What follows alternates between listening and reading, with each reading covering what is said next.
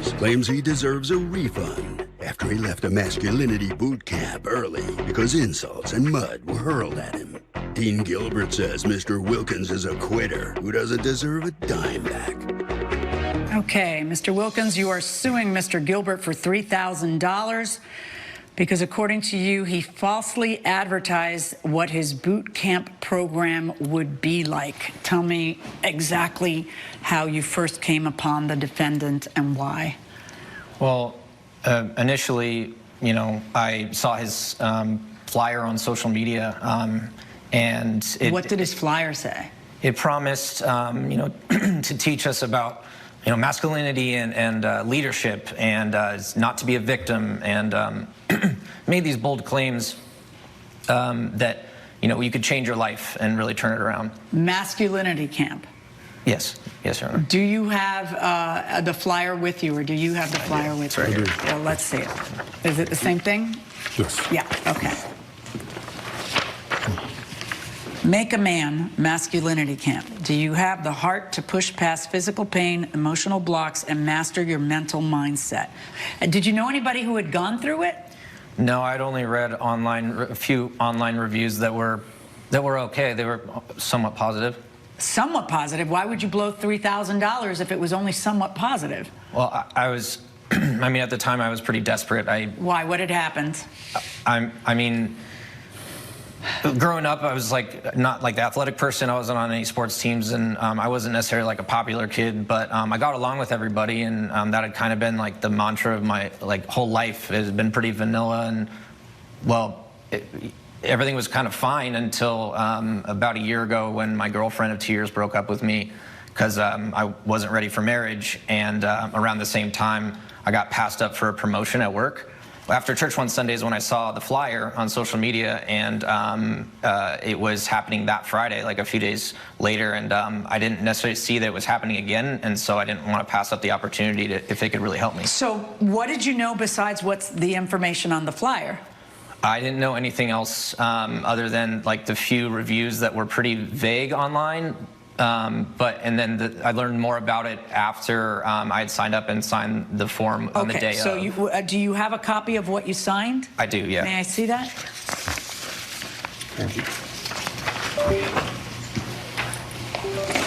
The participant represents and warrants they are in good health, both physically and mentally, do not have any medical conditions that would prevent them from fully participating in the activities offered by the camp, and do not require special accommodations. Participant acknowledges that participation may involve physical and mental challenges, and there are inherent risks associated with activities such as water fasting and military training techniques. What's water fasting? Not drinking water? No, Judge. So it's just water. So it's no foods. Oh, okay. We're purging the body of toxins and preparing. All right. So tell me what goes wrong. Well, you know, we show up the day of that Friday at 5, and there's about, I don't know, like 16 other men there, and the defendant and his team, who are like clones of him, they gave us like this lecture about you know, masculinity and joining a brotherhood of winners, and it was, you know, slightly uplifting. But immediately afterwards, we start like military training, like Navy SEAL style intensity, like burpees and push-ups and all these things, and it was super intense. And then once we do that, I don't know for how long, we immediately go into a three-hour hike or 3-mile hike. It was so they threw mud at us, they were berating us, you know, calling us losers. You know, I barely made it through this long hike, and then right after I'm starving, and they say, oh, there'll be no food for the whole time, all 3 days. Okay, what did you think when I read the words water fasting, I asked him what that meant. Did you not ask what that meant before you agreed to do this? And well, I expected to have food because of all the like intense things that we were doing, but the water, like when I read water fasting, I was like, oh, maybe there's like health benefits or something. Maybe the suffering is good for us, or I don't know. I didn't really feel well, what did you think asking. Military training techniques meant?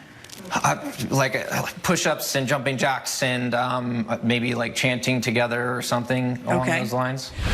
Coming up on Justice for the People. How was he berating you? Like, what would he say? I mean, the term "you're pathetic and you're a loser" is like ingrained in my head now. If you'll be in the Los Angeles area and want to bring you million, we're back with the case of Charles Wilkins, who brought Dean Gilbert to court for a masculinity boot camp gone bad. It's more aggressive than you thought it would be, and then what? Well, it was downright hazing, pretty much. I mean, when that night after we got back from the hike and we were told that we're not going to have any food, then it was... That you weren't going to have any food for 3 days, or that you weren't having any food that day? He said the whole time. He said no food the whole time, only water. I was going to object and kind of say something at that point, but he said that we were doing a silence, ritualistic silence, and we couldn't say anything to face our inner demons and battle our mental blockades.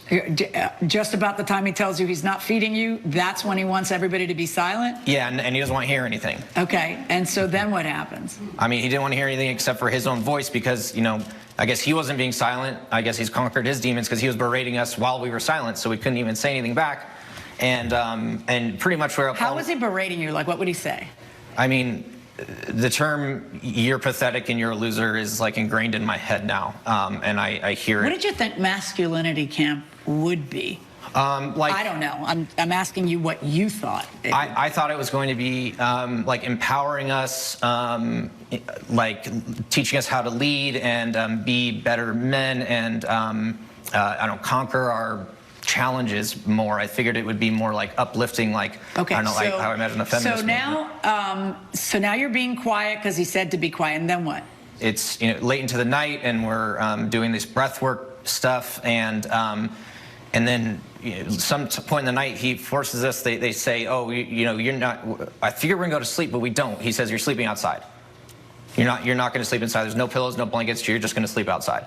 And I must have fallen asleep because the next time I wake up, I get ice water thrown in my face. Is that how you woke up? Yeah. Okay. Is that how everybody woke up? Yeah, I'm pretty sure. I mean, I think so. I think I was like one of the last people to wake up. But okay. And then what happens? And then it's like we were right back into it. We were doing we woke up to a workout and the Navy SEAL stuff, and then Navy SEAL stuff, and then a hike, and then mud thrown on us, all like in silence. How does a mud thrown on you happen? Like, what does that look like? It's like when you're doing exercise, they had a hose and they just were spraying like a water pit on the ground to like make mud in the dirt. And then they would just like laugh and pick it up and fling it at you, and while they're calling you names and degrading you. And that's to everybody. Yeah. And what happens next? When do you decide I'm out? So later in that day on Saturday, I'm like, this is not what I paid for. It's not what I signed up for. I'm leaving. And when we arrived, they said, if you ever want out, then you have to scream, "I'm a loser." And so on that Saturday, after the terrible day, he sprays me in the face with this hose. And he had never sprayed anybody in the face before. They just used the hose for the mud pit. And he sprayed me while laughing, and I just screamed, "I'm a loser. I'm leaving. I'm out." And I went to leave. And you know, you could have just left without saying you were a loser. Yeah. Right? That's true, yeah. That didn't occur to you? Okay, so then what happens? And then, he honestly, he convinces me to stay. Like, it just... So did you stay? I did, but he didn't convince me in like a nice way. Like there was like vague So when threats. did you finally leave? First thing Sunday morning.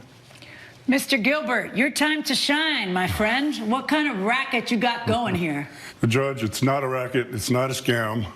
It's a serious program for serious-minded people that want to connect with their mind, bodies, and soul to be better versions of themselves and to make better leaders for our communities. Okay, when you say that, it's called masculinity camp. Yes. It's not leadership camp. So there's first of all, let me just say that you can sell whatever you want, and more power to you. So I am not deriding you. What I want to know is who buys this $3,000 3-day package? People who feel bad about themselves as men?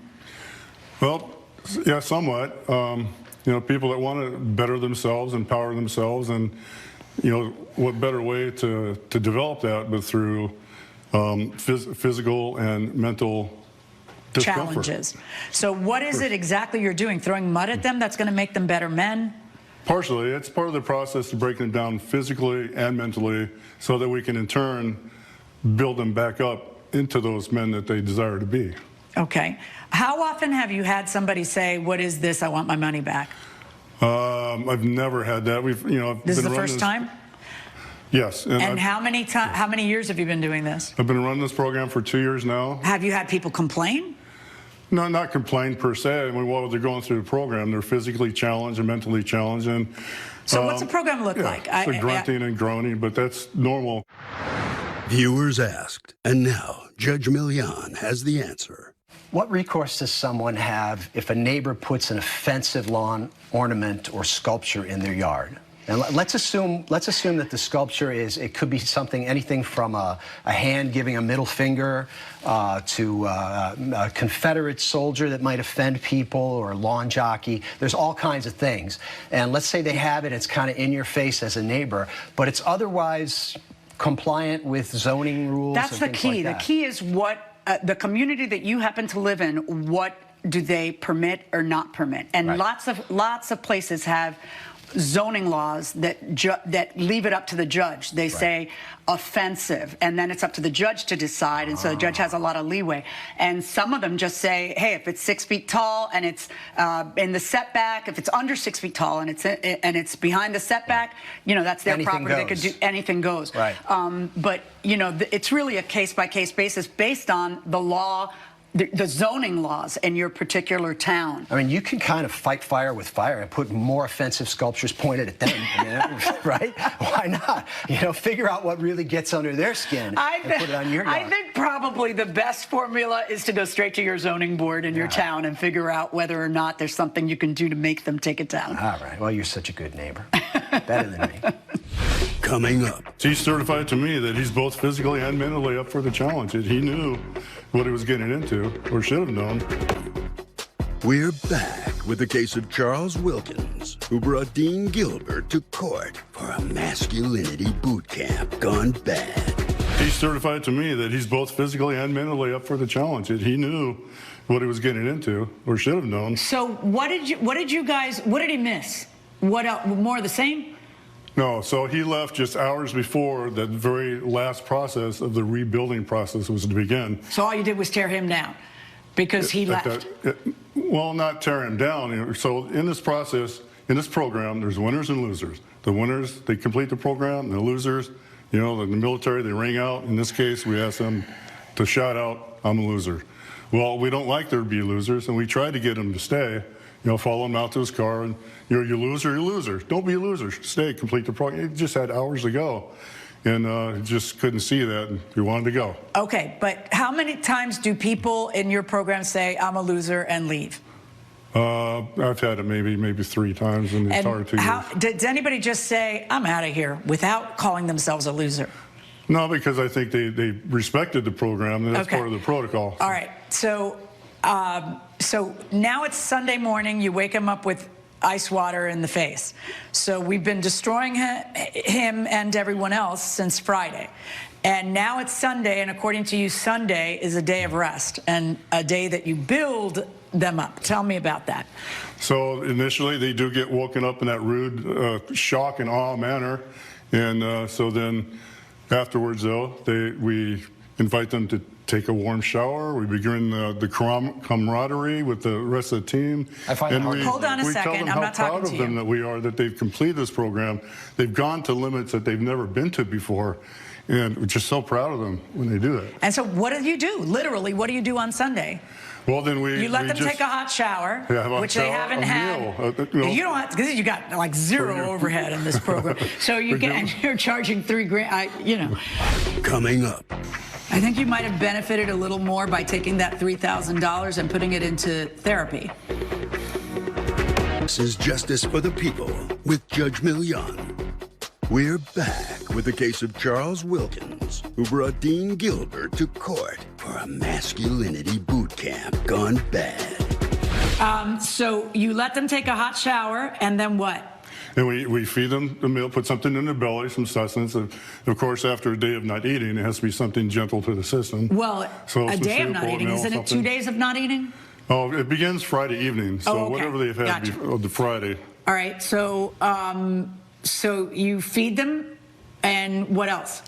Yeah, we feed them, and then it's a day of rest, and it's just the group as men coming together as Do you men, talk? Do you stronger give men. seminars? Do you speak? Do you give them any wisdom? What are you doing? We just tell them how proud of them that we are, that they've completed the program, they've gone through these limits they didn't expect that they could do, and so they're mentally stronger. Do they parade around now that we're men? Well, now that we're men. It's more like a kumbaya moment, if you were, you know. All right. Wow. Okay. Mr. Wilkins, I think you might have benefited a little more by taking that $3,000 and putting it into therapy. I agree. To whatever confidence you were missing, to get it in a way that is more in tune with what you wanted. Of course, that's not what you bought. What you bought is exactly this. You bought something called Masculinity Camp, where you were willing and desperate to try whatever to make you feel better. You're just mad now that it didn't make you feel better. But you need to prove in a court of law that he breached a contract with you. Judge Million's verdict when justice for the people returns. Yon. I just figured that the masculinity camp was just a name. I just figured it was like to. Well, no. You had to know that anything that calls itself a masculinity camp is going to be something that and talks about military training and stuff is going to be this kind of thing. I'm here not to pass judgment on his camp. I am here to decide if there's something he did that defrauded you and that you have to get your money back because it's not what you paid for. I'm not finding that. I'm finding that it's exactly what you signed up for. You just changed your mind about whether you wanted to sign up for it. Verdict for the defendant. All rise.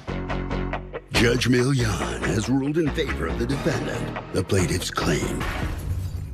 Rachel Wade claimed she put down a deposit on a washer and dryer, but when she went to pick them up, they were gone. Shirley Nelson says Ms. Wade was a no-show, so she sold the set to someone else. Okay, Ms. Wade, you are suing Ms. Nelson for $800 because you're out that money since she sold the appliance to someone else that you were trying to buy. Yes, Your Honor. All right, tell me how this came about. So at the time, I was 2 months in opening my new shop as a hair salon owner.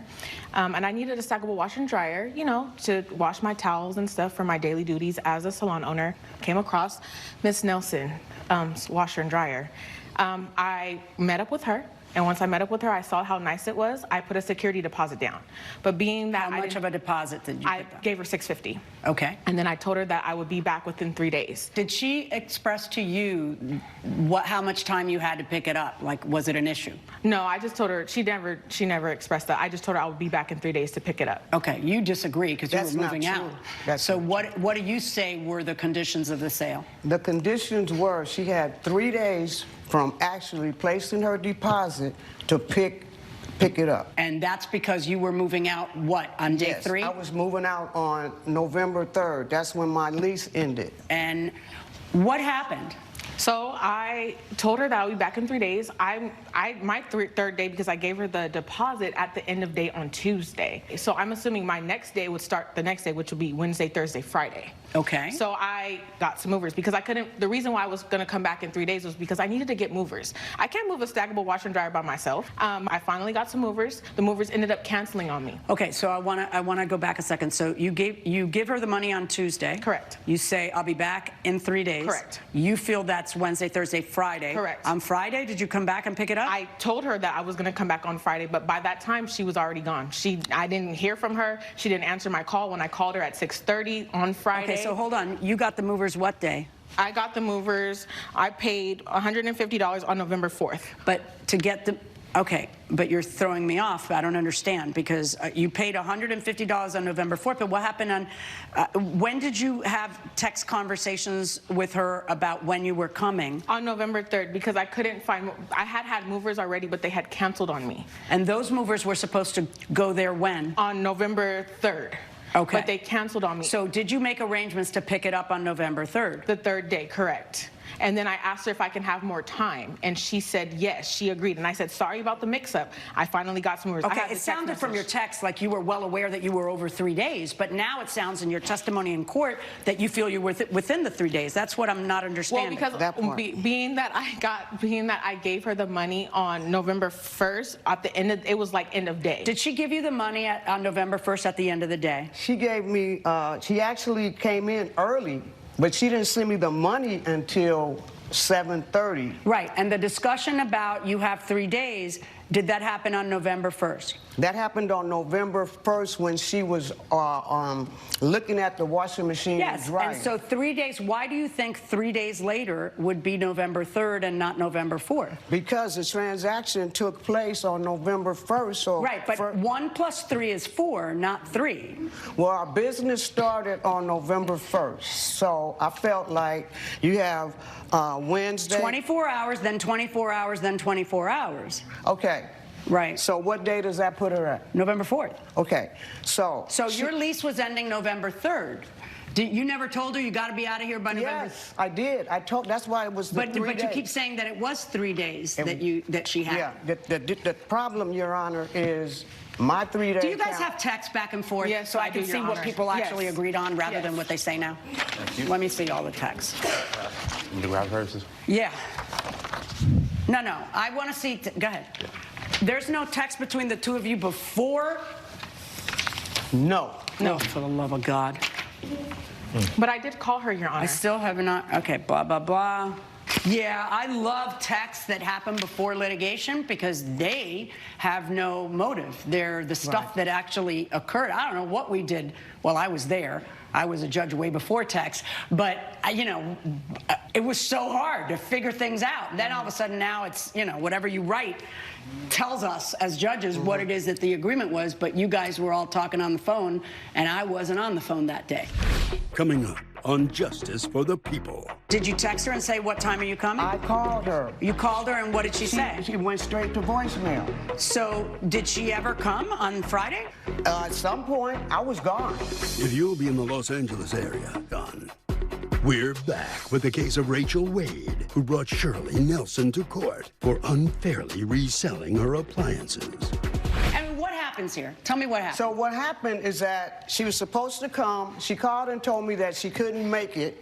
And she told me that the movers didn't make it and that she's going to come tomorrow, Friday. Okay. And I told her that that's pretty bad because I'm supposed to be out. I'll have to talk to the management company to see. They charged me additional one-day rent. And you told her, yes, you can come tomorrow. Right.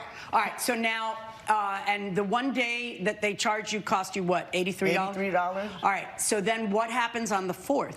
On the 4th, I'm there. I wait and wait all day. Well, what day was she supposed to, what time was she supposed to come? That's it. She never said what time. Did you text her and say, what time are you coming? I called her. You called her, and what did she say? She went straight to voicemail. So did she ever come on Friday? At some point, I was gone. I left. Where were you all day? I was working. Yeah, but why didn't you call her and tell her what time you were coming? I run a salon, and I don't care. Why didn't you make a phone call? Stop it. I am a judge. I can make a phone call. See? I'm busy. I mean, come on, man. I called her once I got off of work at 6:30. Yeah, I know. And she didn't That's answer. exactly my question. If you know that she was literally renting another day to accommodate you, why is it that you didn't have a time that you were going to go over there? I don't know, Your Honor. I feel like there was just there was not So you effective felt you had till communication. midnight. You could show up at 11. I was busy. I was working. I had clients, back-to-back clients. Yeah, watch this, because I'm going to make a phone call. Hold on. You could do that, all right? Don't be ridiculous. The idea that you're not at a UN meeting and you're not talking about, forestalling war. You are a hairdresser who can say, just a second, I need to make a phone call, just like I can. Okay, so what happens at 6 o'clock? So I call her. It was 6:30. I call her at 6:30 and tell her I'm on my way. She didn't answer. And then you get there, and what happens? She's not there. And what? You knock on the door and nobody answers? Nobody answers. And then I had reached out. Oh, when did you start the theory of reaching out? Because Lord knows you weren't doing it on the 4th during the day. And then on the November 8th, I asked her if I can just have my deposit back because I'm like... Wait, but did you ever text her and say, like, what's happening with my washer dryer? No, I didn't. I did not. Did you know that she had sold it to someone else? No, I didn't. Okay, what happened with the washer dryer? So here's what happened. That Friday, I'm there all day. Well, why didn't you Okay. text her and say, what time are you coming? I didn't. Then I'd have evidence of that. But Right. anyway, go ahead. Okay, so I'm pacing back and forth. My ride shows up that's gonna take me home because I don't drive, okay? My ride shows up and he's telling me, I can't wait much longer, I can't wait, okay? But I'll wait. So anyway, I'm pacing, I'm in the hallway outside of my apartment. I'm pacing back and forth. Here comes my neighbor that lives across the hall that came from his vacation, and he's like, are you okay? And I'm like, no. The lady was supposed to pick up this washing machine and dryer, and she's not here yet. My ride is outside. And he said, oh, you got a stackable? And I was like, yeah. And he walked in, and he's looking at it, and he says, I'll take it. For how much? He took it for $1,000. He gave me $1,000. Okay. Okay, so he gives me $1,000. So you have his 1,000. So let me see if I've got this straight. You ended up getting $1,650 for a washing machine you were gonna get $1,300 for. Correct. Right. And it's still technically November 4th, right? Which you had told her she had to pick it up in 3 days. Am I missing something on that 3 days? Viewers asked, and now Judge Milian has the answer. What is the general rule with engagement rings when there is a breakup? Who gets to keep it? What if it was also a birthday or Christmas present? People spend a lot of money on engagement rings. I mean, it could be 3, 4, 5 months of your salary or something. And when it's all said and done, if there's a breakup, unless that engagement ring came from, say, a gumball machine, there might be a lawsuit, and somebody's going to try and figure out who gets to keep it. And I guess the general rule, you've had a bunch of these cases over the years. The general rule is this conditional gift rule. I think most states have adopted it, where you're getting that ring conditioned on there actually being a wedding in the future, right? And the cleaner version of the law is exactly that. If there's no wedding, give the ring back. Doesn't matter whose fault the breakup is. Then there's some states. And these are crazy states where fault matters. And you would think that means, well, who broke up? Well, no. If I break up with you because you cheated on me, then a court of law is actually having to figure out whether it's your fault or my fault, or you know, because who cheated first, like all these unseemly things that courts really are not equipped to be handling. And but most states do have just, if the wedding didn't happen, it goes back to the gift giver, and that's that. And it really doesn't matter whether it was also a birthday gift. First of all, that's a terrible thing to do anyway. Yeah, the whole birthday, if you say, well, it was also a birthday gift, or it was also some other special Let's face it, you weren't getting a diamond ring for your birthday or Christmas. That's just a bonus. Yeah, that's a little, it makes it a little happier. But bonus, it doesn't make it happier. I would be really mad at you if you did that. Like, if you like sullied it with another holiday, so you were too cheap to buy a second gift. No, don't do that. Don't do that. You know, unless it's Valentine's Day. That's fine. You still wear your engagement ring, right? I do. This is the very one. Yeah, 30 plus years now. So if things go south, Marilyn, you can just keep it, okay? Yeah, I put my time in, and I got news for you. You were never getting that back anyway. I figured. I'm pretty sure they're not going south. We're just too lazy for that, right? Yeah, most likely. Coming up. I'm asking you why you said what you said in the complaint. Because I needed an extra day because I couldn't find movers. Why would you say on the 4th day? Because I came to get it on the 4th day. Closed captioning provided by Judge Milian. We're back with the case of Rachel Wade, who brought Shirley Nelson to court for unfairly reselling her appliances. Why did you say I contacted Miss Nelson on day 3 to tell her I was having difficulty picking up the items and asked if she could hold onto them a bit longer? It sounds from your complaint, your very complaint, that you're aware that you asked for an extra day. I did. Like everybody keeps arguing. Maybe you didn't put that money down. Maybe you put that money down on October 31st and not on November 1st. I gave you... Do you have proof you put it on November 1st? I do. Let me see. Thank you. So why did you say in your complaint that you contacted her on day 3? Because it was November 3rd. No, you didn't say I contacted her on November 3rd and told her. You wouldn't need more time. You still already had time. Well, the phrase is The phrase is, I contacted Ms. Nelson on day 3 to tell her I was having difficulty picking up the items and asked if she could hold on to them a bit longer. She was not happy. I tried explaining the challenge, and I wish she would have been more empathetic. On the 4th day, I contacted her in the late after. I'm reading your complaint. Correct, Your Honor. Like I said, when I gave her the deposit, I'm assuming that my first day of business. I'm asking you why you said what you said in the complaint.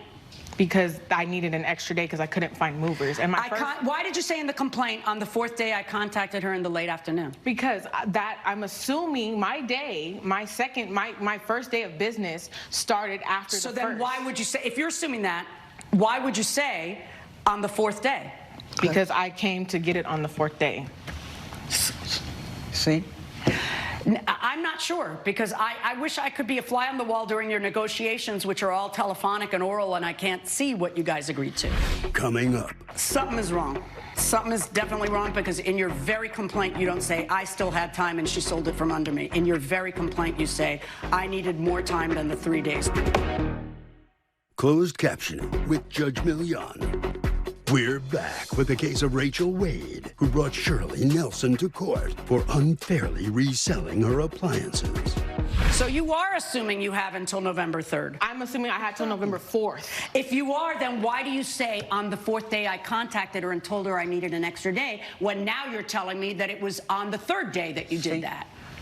See? I don't understand you. Okay, Your Honor. Again, it was me having issues with movers and finding somebody. Here's what I'm going to do. Something is wrong. Something is definitely wrong, because in your very complaint, you don't say, I still had time and she sold it from under me. In your very complaint, you say, I needed more time than the 3 days. So I think you all understood that 3 days was going to be counted by counting the first day as day 1, the second day as day 2, and the 3rd day as day 3. And if that's the case, when you call her and you say, I need more time, and in fact, what you say is that you didn't even call her until the 4th day, so I really don't get it. But in any event, I think it's clear that you breached the contract. However, no, don't get too excited. However, you end up giving her until the 4th of November. Let's not call it the 3rd day, the 4th day. It's just, we all know that you agreed until the 4th of November. However, neither of you in your conversations schedule a time. So you have no idea what time on the 4th of November. That's shame on both of you. Technically speaking, you sold that item during the 4th of November, before the 4th of November was over, you see? So did she breach the contract? I mean, you gave her the other until the 4th, and then you end up switching things around. So did she address that? Here it is, Your Honor. She expects me, she wants to say that the 4th day ends at midnight. No. Well, I'm telling you that. That's the 4th day. So I'm supposed to wait all No, you're day, supposed to half have a the game night? plan. Judge Milian's verdict when justice for the people returns.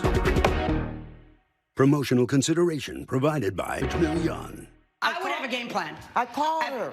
Well, you called her because you had no game plan. On the day before, when you say, okay, you have until X time, then that would be what we call a game plan. Or pick it up, I'm going to be here, you can pick it up at 10 in the morning. That's a game plan. You have no game plan. So here's what we have. By looking at her complaint, I know that she knows that her time was up. And you end up agreeing to give her until the next day.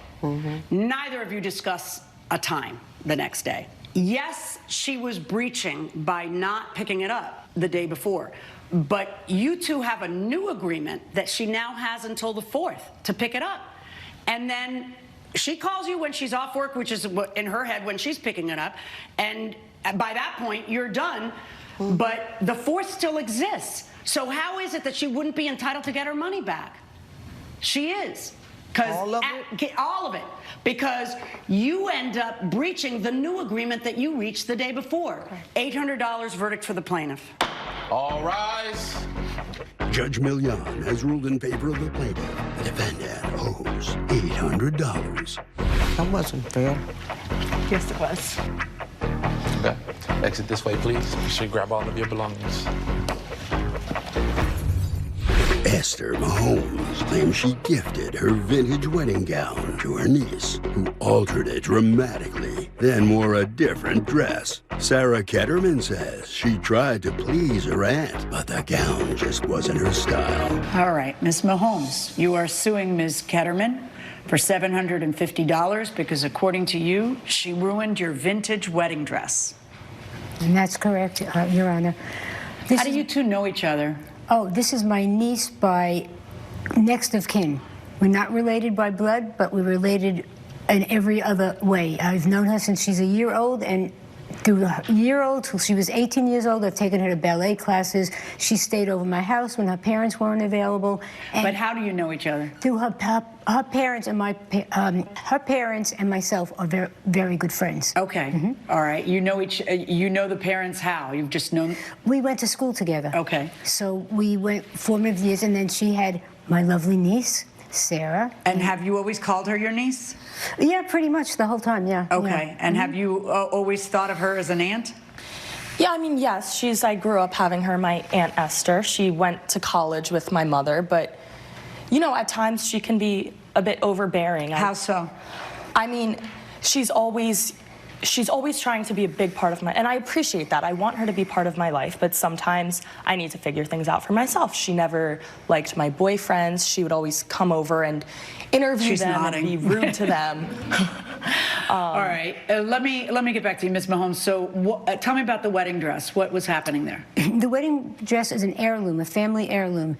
I got married in it to my dear, lovely past husband, Kevin, may he rest in peace. So it was so special to me to be able to have Do you have children? I don't. I only have sons, no daughters. Okay, those are children. All right, I you mean, don't have daughters. Let me Well, I hope your sons aren't watching. That's all I got to say. All right, so you find out that she tells you she's getting married? Yes. Did you like the boyfriend? Had you met him? He was all right. He was okay. I Okay. mean, my niece is such quality. She's such a quality person. Character. No one's good enough for her. No one's. There are people. There are men who are good for her, but she doesn't strive to reach that level. She's Okay. always selling herself short, in my eyes. Okay. Would you say that a lot? Yeah, I would tell her. Yeah, honey, you could do better.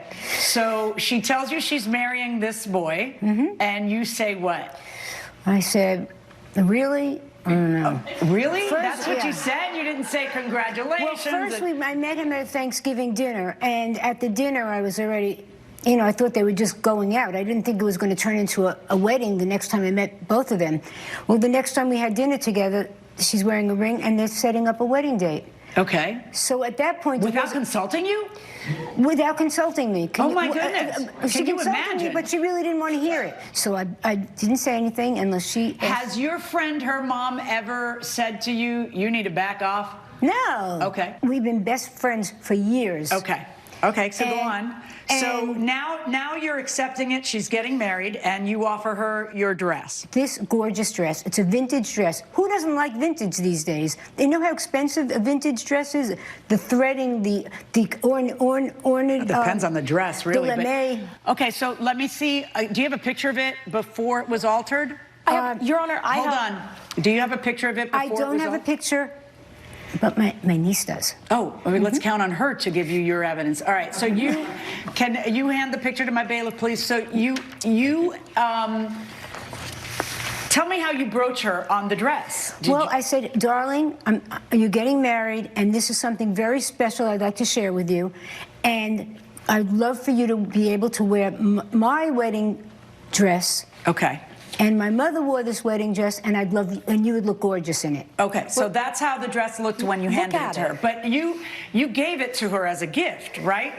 Under the conditions, I gave it to her as a gift under the conditions that she would alter the neckline and the sleeves. That was it. Okay, so slow down. When you offered it to her, did she say, "Oh, that's great, I love it," or did she say, "No, that"? She didn't want it. She didn't want it. Oh, she made it clear to you she didn't want it. She said I didn't want it. So I thought I'd sweeten up the pot a little bit, and I said, you know what? I will give you $750 to alter the dress to any design you want, to make it your own. Okay, that's super nice, but I can't help but notice that you're in court. Right. Because ruining the entire thing. So I'm trying to understand. I'm going to tell you what happened. Okay. So she goes to have it altered, comes back, says, it doesn't work for me. Tell me your exact words to her about I said to her, Actually, I might, let's see, I'll send you the dress and some money so you can alter it. Are you reading text? I'm reading a text and all I right. have this So, for and, you. and some money so you can alter it. Yes. It's up to her how she alters it, right? Coming up on Justice for the People. I get to the wedding, sit down, I'm a guest. She comes down, here comes the bride. She's not wearing the dress. The dress is nowhere to be found. She's wearing a different... completely different dress. Judge Millian. We're back with the case of Esther Mahomes, who blames her niece, Sarah Ketterman, for a wedding dress mess. So what is this about the little neck and the little sleeves? Why were Well, you going... we had agreed that when she tried it on, that the neck and the sleeves were a little bit off. So that's what we, under our agreement, I said, okay, so you adjust it, bring it to any alterations wherever you want, but that $750 is for your dress. So she doesn't correspond with me, nothing. I get to the wedding, sit down, I'm a guest. She comes down, here comes the bride, and she's not wearing the dress. The dress is nowhere to be found.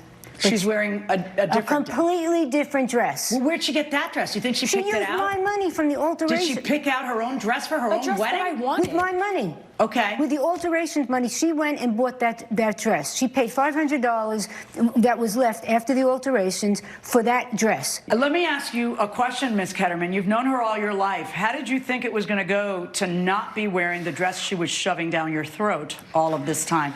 I'll be frank, I knew she was going to be angry. Why don't you just tell her so that you could get it out of the way? Honestly, I'm planning a wedding. I don't have time to be thinking, oh, what's Aunt Esther going to think? Let me That's text right. Aunt Esther. Let me do this. Stop a second. But it takes 2 seconds to just tell her that. Well, no, because then I knew she'd bombard me with calls, as she did when I was on my honeymoon. She wouldn't leave me alone. She would be like, oh, wear this dress. It's my wedding. I bombarded you. Block her while you're on your honeymoon, then. I didn't want Did her you to be use her money upset. to buy the dress you did wear? Yes, I did. She gifted me a dress. She said I could alter it. I did that. I tried. It didn't. I mean, if you look at the dress, look at the dress now.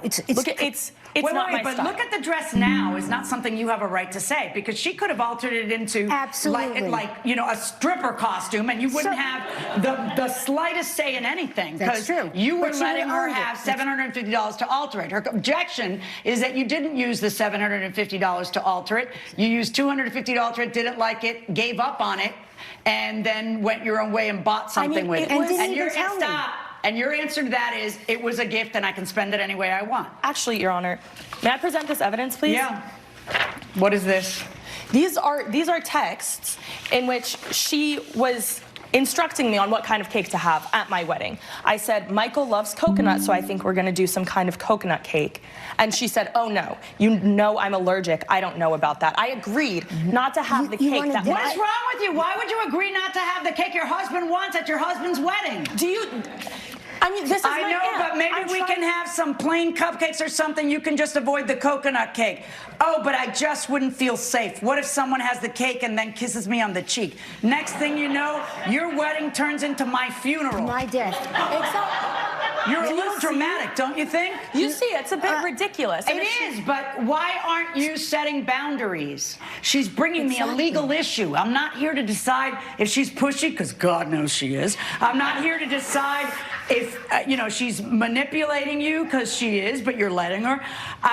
What I'm here to decide is, did she give you $750 for a specific purpose and you took $500 and used it for something else? In other words, if she had never offered you to dress, you would have had to pay $500 for a wedding dress, right? She offered me that money and that dress to help me find a dress for my wedding day. I thought with the level of involvement that she wanted in my wedding, it would make her happy to help me purchase a used dress that I actually loved and felt comfortable in. And I have this photo. Could I? What did she do? Yeah, let me see the dress you actually wore. See, this is a dress that I loved and that I was comfortable in, rather than be upset that I'm wearing some old dress. I wore the veil that she gave me. It didn't match the color, but I wanted her to be happy, so I wore the veil, but I picked out my own dress because it's my wedding. When she offers you the dress, so what do you think of the dress? Beautiful, huh? And Esther, I really appreciate you offering me the dress, but I just don't think it's my style. I want to pick my own dress. Not your style, question mark, question mark. What's wrong with it, question mark? Isn't vintage all the rage now? Question mark. I think it's a little too vintage. How about this? I'll send you the dress and some money so you can alter it how you like. Then will you take it? Yeah, that sounds all right. Send it over. I'll see what I can do. And I used the money to alter it. how we discussed. And then you Clearly, used it how you didn't like, work out. which is to buy the other one. I mean, I know you meant well and you wanted her to use the dress, but for the love of all that's holy, you can't let her have her day? Viewers asked, and now Judge Milian has the answer. The question is, I like to dress up and be really scary on Halloween. Yeah. And if I do that and someone comes trick-or-treating and is alarmed and the little kid runs away and gets hurt, am I liable because I scared them? You might be liable. Yeah. Yes. You might have to take out your Possibly. checkbook if little Johnny came walking up, innocent like trying to get the goods, and you scared the bejabbers out of him, and he runs away, falls down, and knocks out his tooth or something. Yeah. And there's a cost to it, etc. Yeah, you may have to take out your checkbook. So, Yeah. So what do you do if you're someone who's really into Halloween and you want to dress up and scare the kids? Right. You know, I guess you have to watch which kids you're scaring. You know, Right. if they're 3 or 4, if they look kind of jumpy when they're coming down, or down if the they're sidewalk. really young, I don't know. But you know, one thing you could do is put a sign that says "Beware." Except for Right. that's like nobody listens to that because they think that's part of the Halloween decoration. But I don't know. You know, I don't know. Maybe put some notice out there that's Right. spooky house I for don't know, real. I don't know if I want to live in a world where you can't scare the crap out of the little kids on Halloween. What's the point of it all if you hell? can't scare kids on Halloween? Right, you know, so yeah, I don't know, but I would be careful and I would make sure I know my audience and who you're scaring. Well, I'm a pro-scaring kind of person. Yeah, me okay, too. so- Me too. Coming up, Didn't you give it to her as a gift? Yes, under the condition she'd wear it. This is not worn. This Wow, was your gifts come with a lot of strings. only under It's this. her wedding. closed captioning with Judge Milian. We're back with the case of Esther Mahomes, who blames her niece, Sarah Ketterman, for a wedding dress mess. Did her mother call you at all? No. Oh, my God. She agrees with me. She agrees with you She agrees. that you should sue her daughter over her wedding Her dress? mother and I always see things eye to eye. What am I looks going to do with that better. dress now? It looks better according to you. I don't think it looks better. Well, I think it's it my looks like wedding. Right, but a it's her rag. wedding, and you told her she could alter it any way she wanted, and your big But complaint is that she didn't altered alter it any way she wanted. She didn't alter it. She put it ripped it up into pieces. It even has stains on it. It has little brown stains on it. She didn't care about it. When you care about somebody's... Didn't you give it to her as a gift? Yes, under the condition she'd wear it. This is not worn. This Wow, was, your gifts come with a lot of strings. Only under It's this- her wedding. She doesn't get to pick her dress at Yes. her wedding? She can gladly pick a dress. Don't tell me yes, and then say $250. And then she also says to me, Can I ask you something about the coconut cake? Are you seriously telling the bride that her husband's choice of cake at his wedding doesn't work for you? Yes. What's wrong with that? When you go to people's weddings, do you call them to find out what cake they're having? Sometimes I do, yes. I do. Listen to me. You have to make a choice in your life, okay? There are some people who are like Aunt Esther. And there are some people in this world who would kill to have an Aunt Esther. Just for the yucks, you know? But if you want Aunt Esther in your life, you are a grown woman now, and you have got to draw the boundaries for Aunt Esther, because Esther's not going to draw her own boundaries. Coming up, And she's going to come to your door on the day before your wedding demanding to, and then she's just nuts, and she can't be a part of your new life. It's one or the other. closed captioning with Judge Milian. We're back with the case of Esther Mahomes, who blames her niece, Sarah Ketterman, for a wedding dress mess. Your inability to set a boundary is what led to this. Like, if I was in your shoes, I would have just called her and said, listen, I have altered the dress. I still don't like it. I'm going to use the rest of the money to buy a dress, because now we're 3 days from the wedding or whatever, And then 3 3 weeks days or whatever. before the wedding, I have her calling me all then the you block time, her. calling my Then you mother, block her. showing up to my door, knocking on my... It's not like she lives far. Okay, then seriously, she can't be a part of your life. If that's how she is, if she's going to come to your door on the day before your wedding demanding to, and then she's just nuts, and she can't be a part of your new life. It's one or the other. Do you want to be a part of her life? I'm so deeply hurt right now. Yeah, I know, but how are you going to feel next week? I don't know. Of course I want to be a part of it. I know that, But okay? under the Because I know that all of this comes from this crazy place of love, which is really needs deep love. Yes, deep love, a little too deep. It's like a knife, a knife cut, how deep it is. You don't think about how your wants affect the other person. You don't think about the fact that this is her wedding and now she has to think about you and your stress and your coconut distaste and all the other things. You've got to think of, if you listen, a little less you talk, a little more you listen, all right? If you love someone, then you take into account their feelings too. And it sounds like you so wanted a daughter that you just wanted to control this wedding in a way that really isn't your place to control. And I really am stunned. Your mom needs to woman up a little around here, because your mom shouldn't have let this get this far. Okay, because she's the link between the two of you, and she's going like this. Judge Million's verdict when justice for the people returns.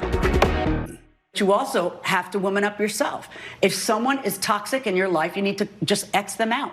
And if you don't want to X them out, then you need to find that happy place where she respects your boundaries. If you set a boundary and then said, I'm not talking to you until you respect my boundary, she strikes me as the kind of person who would then come back because she just can't be without you, you know? So I don't know, and I don't care, because I'm done with you guys once I rule. But this is the kind of thing that you want to think about. You can't let someone hijack your wedding, which you didn't, and I'm glad you didn't. You know, you showed, you know, some fortitude there. But you must have been like really nervous coming down the aisle, knowing that she was going to see for the first time that you were so you kind of did let someone hijack your wedding, right? Because you were too afraid to speak and communicate.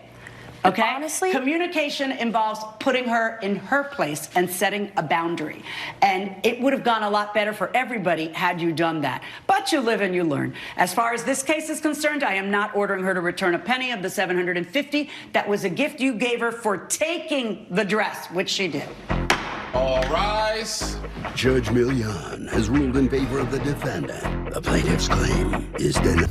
Greg McBride claims he had to move after his landlord failed to disclose that a previous tenant had been harassed. William Hunt says he wasn't asked about the home's past, so he doesn't owe Mr. McBride a thing.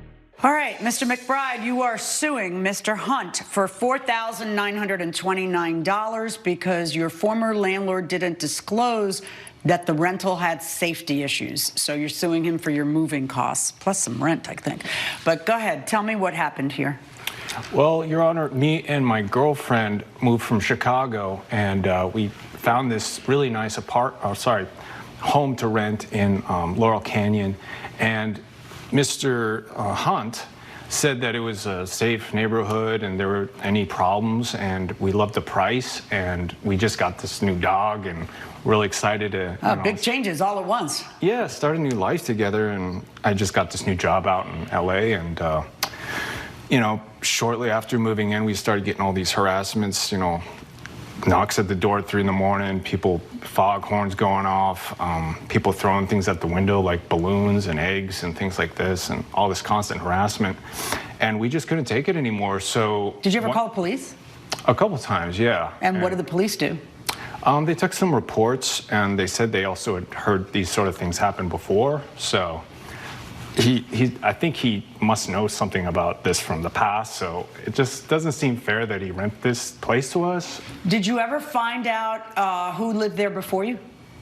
Yeah, we found out, actually I found out from doing some research, this guy, Nicholas Fieldman, he was the tenant before me, before I moved in, and he had the same problems, like...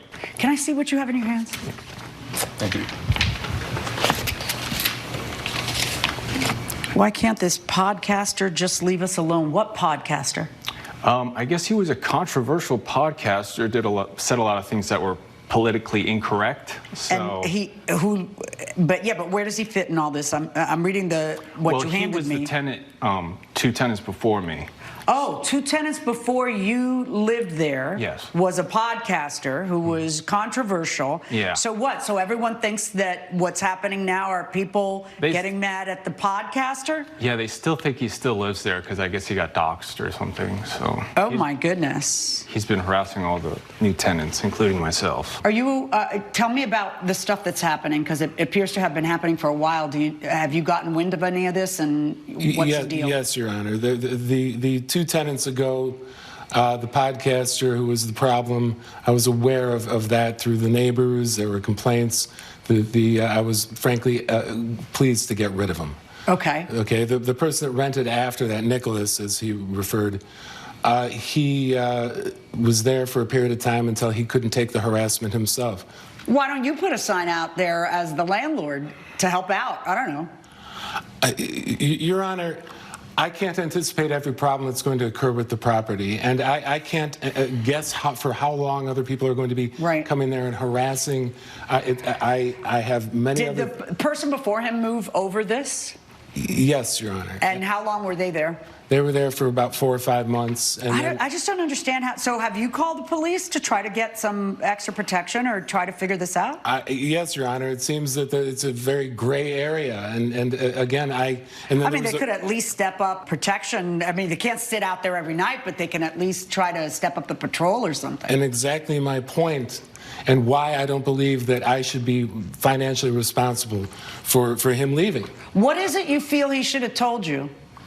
Well, I feel like he should have told me about all this harassment from previous tenants and the extreme of them. I mean, I have a list. Where did the guy get, what was the phrase you used, doxed? That's when, what, your online, your address comes out and your personal stuff? Yeah. All right, so what site, did you know what site his address had come out in? There's a few on the list.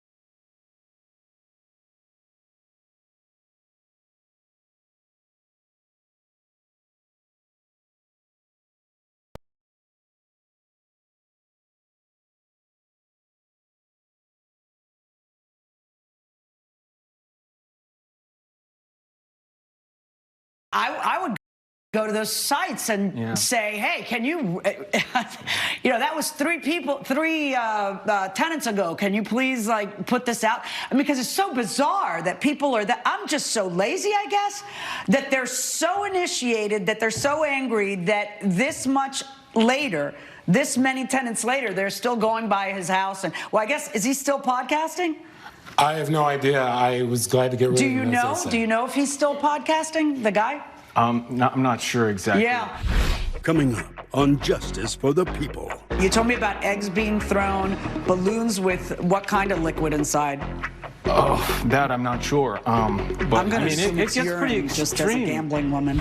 And later, I decided I wanted to do a good gesture and fix up his bathroom. Oh, that's nice. All right, so as like a thank you because like of the thank you. Yeah, okay. absolutely. So then why are you suing him? if you'll be in the Los Angeles area and want to bring your case to court, call 1-888. We're back with the case of Greg McBride, who blames William Hunt for an unexpected move. Did nobody put out a sign and said so-and-so hasn't lived here in 4 years? No, Your Honor.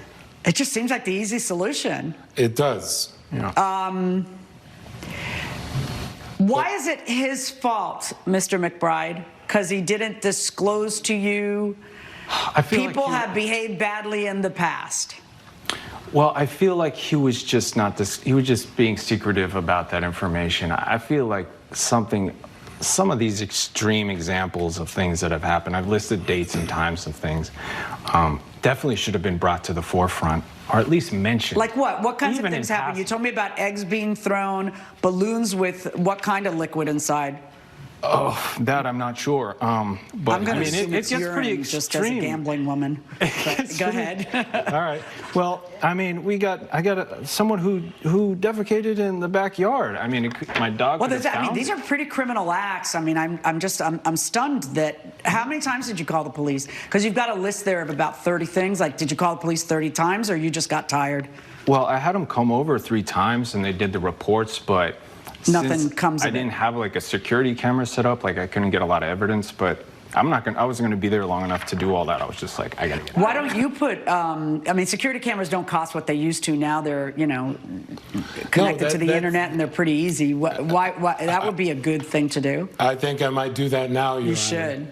Yeah, get some license. But honestly, the simplest thing. There are 2 really simple things to do, and one of them is get on every website that docks the podcaster and have them delete it because it's no longer his address, or actually print that this is no longer his address and put out a sign, and then it's eventually going to stop. Yeah. I mean, how much longer could it go on after that when they know it's not, But so he let you out of the lease, right? Yeah, he was nice enough to agree to that. But that's not enough. You feel like he should pay you $4,929 for what?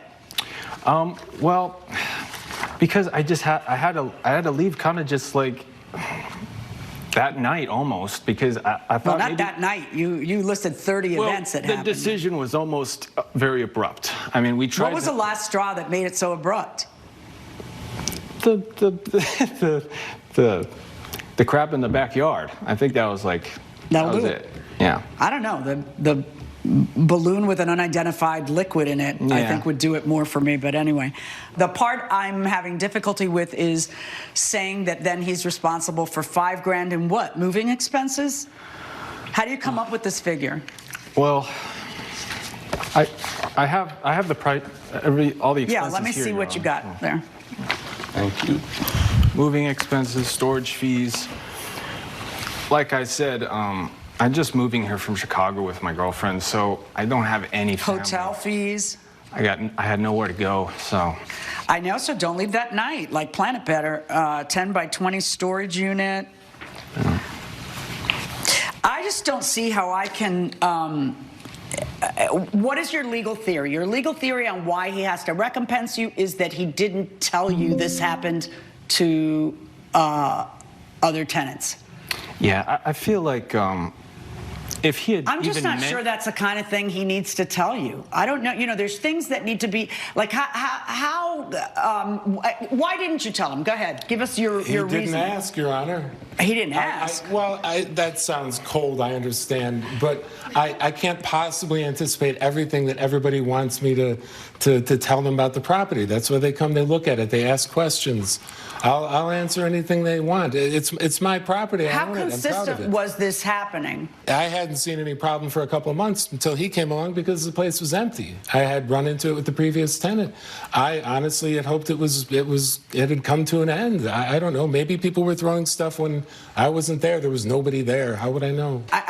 This person has to be really polarizing, and me. people have to be really moved to do criminal acts. I'm just surprised at how consistent it is. Based on what you've told me, I just don't think I can pin $4,929 worth of damages on him. If this case had come to me because he was suing you for the rest of the rent, I'd look at him and say, no, you should let him out of the lease. But he already did all that part. The one question that you are asking me to find is that forevermore he needs to anticipate that other people's criminal behavior shall never stop. And I'm just not sure that a businessman has to disclose that. He's running a business, and, do you have to say that when it says world's best cup of coffee, hey, it's not really the world's best cup of coffee? I'm just not sure. And I don't think that it rises to the level of having to pay you $4,929. I think it rises to the level of him letting you out of the lease, which already happened on his part without you having to sue him. Verdict for the defendant.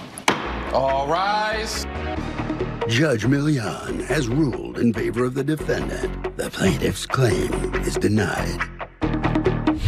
I wish you better luck in the next place. Do a little research, man. Mr. Hunt, I suggest you be up forward and honest with people so they don't get caught in the same situation and find yourself back here again. Coming up. How much notice did he give you to leave? He didn't give me any notice. What did he say? Get out now? He said, get out now.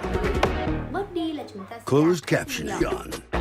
Ray Moss claims he was abruptly kicked out of his stepbrother's home after he invested time and money to renovate a bathroom. Reginald Dawson says he never agreed to pay for the unnecessary upgrade.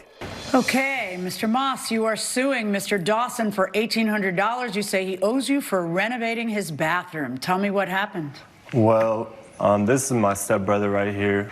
And, you know, I got married, as we all do, and unfortunately it ended in divorce. And during that time, you know, it was a little rough for me, you know, and my stepbrother, there he is, he was there for me when I needed him to be. I moved in with him, but also just there for moral support, right. You know, because I'm going through a rough time in my life. So, you know, and I'm a general contractor. I just want to put that out there as well. Okay. So he allows me to stay in his house. It's a 3-bedroom house.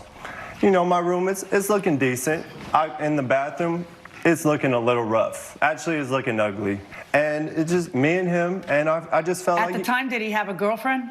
He does have a girlfriend. How long has he had that girlfriend? He's had his girlfriend for about a year. I decided I wanted to do a good gesture and fix up his bathroom. Oh, that's nice. All right, so as like a thank you because like of the thank you. Yeah, okay. absolutely. So then why are you suing him? Well, because he just abruptly, just like no 2-week warning, no nothing. I fixed up the bathroom. It was $1,800, and you renovated the bathroom, and then how long after that did he ask you? Did he? I guess I take it that he asked you to leave, and that's why I'm here, he did. right? He All right. asked me So, to leave. and how much notice did he give you to leave? He didn't give me any notice. What did he say? Get out now? He said, get out now. Coming up. Things wasn't really working out. He's always up all times of the night. He's doing things, banging, hammering. He's entitled to too much. I never asked him to do anything in the restroom, for one. Closed captioning provided by... We're back with a dispute between Ray Moss and his stepbrother Reginald Dawson over who should pay for home renovations.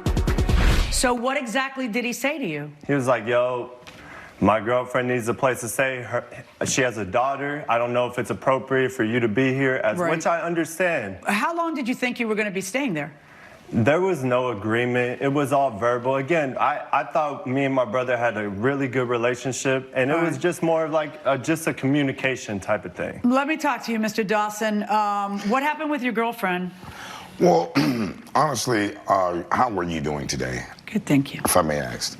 She's okay. We had a house fire, and she lives in an apartment, just a single 1-bedroom apartment, her and her daughter, and it was like immediately she had to leave. They had to evacuate. The place was condemned. It's horrible. They couldn't stay there. So she had to move in with you? She has to, yes. Okay, and did she stay, is she still living with you, or did she go back to her apartment? No, she's still with me. When your girlfriend tells you that, what do you tell your brother? Well, 2 weeks prior to this, I had told him that things wasn't really working out. He's always up all times of the night. He's doing things, banging, hammering. He's entitled to too much. I never asked him to do anything in the restroom, for one. No, I know, but you authorized him to do it. Well, I told him it was okay. He was going through a lot of stuff. He had a lot of pressure over his head. His old lady put him out. So instead of my brother going through these things, I said, hey, relax yourself, make yourself at home. Did he tear down the bathroom without your permission? Or did he tell you, hey... Well, he told me he's going to do it. And you said, okay. Yes. All right, so it's not that he made himself at home by tearing down your bathroom, who to thunk it. You gave him permission to do it, yes. right? Okay, yes. So, and then you're getting a renovated bathroom, and he's actually paying for the supplies, right?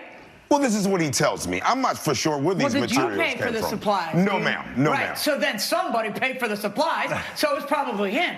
All right, and so how long did he live there with you? He stayed 4 months, exactly. Oh, okay. When during those 4 months was the renovation? Oh, man, maybe last 3.5 weeks of the month of him leaving. Judge Million's verdict when justice for the people returns. For the people with Judge Million. The thing is, you, Mr. Moss, had a guarantee of being there for how long?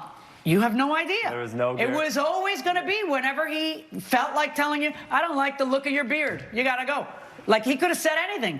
In fact, what he said was, oh my God, there's a fire. My girlfriend's apartment has been, has burned to pieces. She has a daughter. It's kind of awkward for you to be here, so you got to move on. You got to go find a place because she's moving in. That's what he says. And then you chose to renovate a bathroom, which is kind of, why don't you just hang? Well, that's great, but it's not the goodness of your heart when you come to court and waste my time suing him. See, you're suing him. So it's fine out of the goodness of my heart. And give me $1,800 because now my heart's not good. He's gonna use That's me, not how it works, He's gonna use me. He's my brother. He's always not. using me. Listen, you ended up with a renovated bathroom for your girlfriend and her daughter. Yeah. So honestly, you came out smelling like a rose in all this. But my verdict here is for the defendant. Judge Milian has ruled in favor of the defendant. The plaintiff's claim is denied. Xin chào tất cả các bạn, chào mừng các bạn đã quay lại với kênh của mình. Ngày hôm nay chúng ta sẽ cùng nhau đến với lại bài tập trang số 26, sách giáo khoa môn toán lớp 1, tập 2, quyển kết nối chính thức các bạn ạ. Các bạn cùng xem là đề bài hôm nay chúng ta yêu cầu điều gì nhé. Bài tập số 1 phần luyện tập. Câu hỏi đưa ra: tìm những số thích hợp để điền vào những dấu hỏi chấm có trong bài. Ý A. Các bạn hãy xem đây sẽ là quy luật của những số gì, chúng ta sẽ cùng nhau thực hiện điền vào nhé. Chúng ta có số 10, số 20. Tiếp theo là số gì rồi đến số 40 nhỉ? Sau số 20 để có thể đến được số 40 thì chắc chắn sẽ phải là số 30 rồi đúng không nào? Rồi đến 50, 30, 40, 50, 60. Đó là quy luật của những số tròn trục. Tiếp theo ở ý B chúng ta có 135. 135 là những số gì nhỉ? Số lẻ.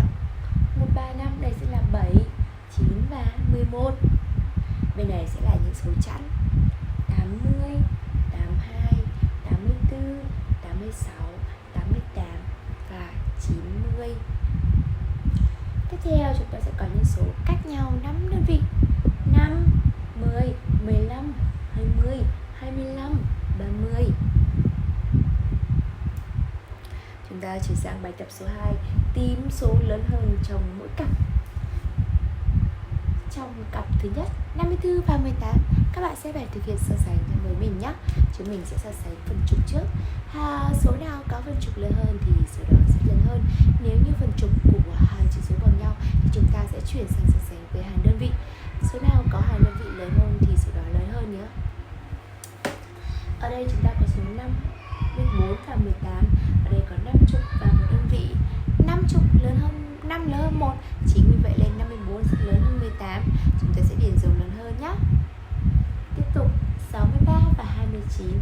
6 trục lớn hơn 2 trục. Vì vậy nên 63 sẽ lớn hơn 29. 70 và 61. 7 trục sẽ lớn hơn 6 trục. Vì vậy nên 6 trục sẽ nhỏ hơn 7 trục. Chúng ta có dấu gì nhỉ? Dấu lớn hơn. Số 61 sẽ bé hơn. Số 17 và số 45 chúng ta sẽ điền dấu gì? Dấu nhỏ hơn, dấu bé hơn đúng không nào? Phần 3, tìm số lớn nhất, số bé nhất trong các số sau: 31, 35, 40. Chúng ta tương tự hãy tìm so sánh số hàng chục nào bé nhất thì số đó là bé nhất đúng không nào? Ở trong này có hai số 31 và 35 đều bằng nhau, và chúng ta sẽ chuyển sang so sánh với hàng đơn vị, một đơn vị và 5 đơn vị nhé. Vậy là số 31 sẽ là số bé nhất đấy các bạn ạ. Thời lượng của kênh đã hết.